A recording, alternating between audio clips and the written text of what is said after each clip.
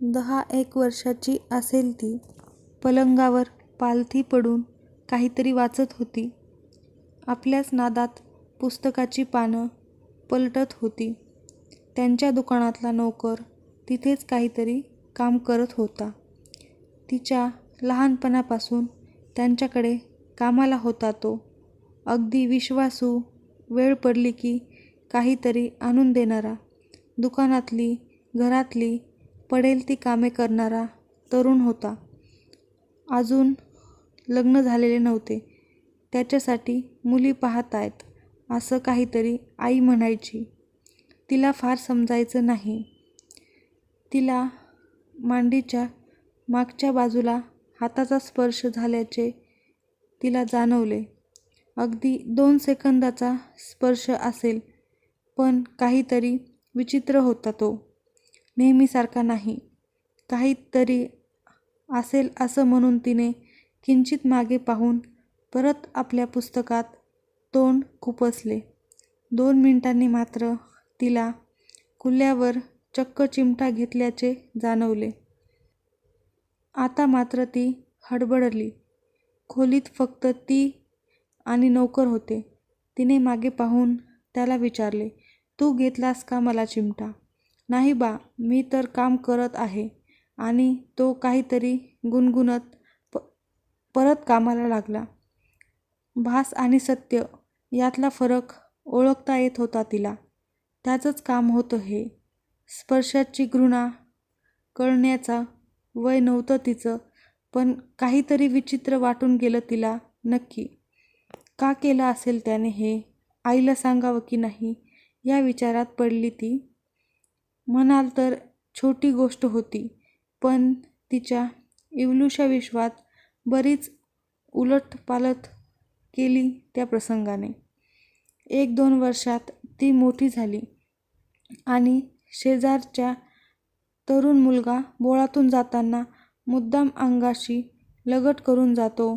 बसमध्ये bus conductor उरलेले पैसे हातात देताना अंमळ थोडा जास्तच वेळ हात हातात का ठेवतो, रेंगाळतो, हे तिला हळूहळू समजायला लागले. आधीच लाजाळू स्वभाव, त्यात असलं काही कोणाला सांगायची सोय नव्हती. आई अजूनच काळजी करत बसली असती म्हणून हे सर्व काही पार्ट ऑफ लाईफ म्हणून चालू राहिले. आजीचा मऊ साईचा हाताचा स्पर्श, रात्री झोपताना बाबांचा मायेनं डोक्यावर फिरवणाऱ्या हाताचा स्पर्श, भांडताना झालेला भावाचा धसमुसळा स्पर्श, मनाच्या रस्त्यावर मागे पडले आणि हे सहतूक विकृत वासनेने बरबटलेले स्पर्श, ड्रायव्हर्स सीटवर बसले. एका उन्हाळ्याच्या सुट्टीत लांबच्या काकांकडे ती गेली असताना तिला आईची आठवण आली. काकांनी तिचं रडणं थांबवायला तिला जवळ घेतलं आणि तिच्या अंगावरून त्यांचा हात फिरू लागला. तिला पटकन त्या दिवशीच्या चिमट्याची आठवण झाली आणि ती आता नाही येत आहे आठवण असं म्हणून बाजूला झाली. एकदा मावशीच्या घरी राहायला गेलेली असताना लग्न झालेला, 2 मुलं असलेला मावस भाऊ मध्यरात्री फक्त तिचंच पांघरूण नीट करायला तिच्या बेडपाशी का येऊन गेला ते तिला आता हळूहळू कळायला लागलं. त्या घरी 2 रात्र मग तिने टक लावून जागं राहून काढल्या. सुट्टीत शक्यतो कोणाकडे जाणं ती टाळू लागली. सुंदर स्पर्श जणू आयुष्यातून बाद झाले आणि वासनेच्या स्पर्शातून सटकायचे कसे हे ध्येय होऊन बसले. कालांतराने लग्न ठरले. तोपर्यंत स्पर्शाचे अजून काही अनुभव आले. काही बरे, वाईट, काही मनाच्या कुपीत दडवून ठेवावेसे, काही विसरायची इच्छा असूनही न विसरता येण्यासारखे, काही वासनागंध, काही निखळ. नवऱ्याने पहिल्याच स्पर्शात फुलवले, चेतवले आणि त्याच्या आश्वासक प्रेमाच्या स्पर्शाने आत्तापर्यंतचे वाईट, शिसारी आणणारे अनुभव मनाच्या तळाशी गेले. ते पूर्ण नष्ट होत नाही, काहीतरी ढवळून निघतात, पण पाणी संपूर्ण गढूळ होणार नाही याची तरी काळजी घेतात.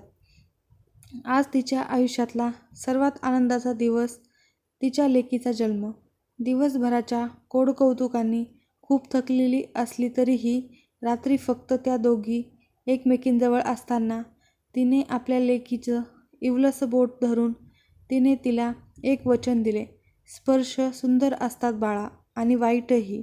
माझ्या प्रेमातून तुला या दोन्हीशीही व्यवस्थित ओळख मी तुला करून देईल. त्याच्याशी डील करायचं बळ मी तुला देईल.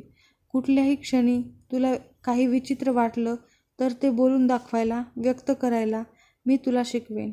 अगदी बोलली नाहीस तरी मन कायमचं गढूळ करून घेणार नाहीस असं आत्मबळ मी तुला देईल.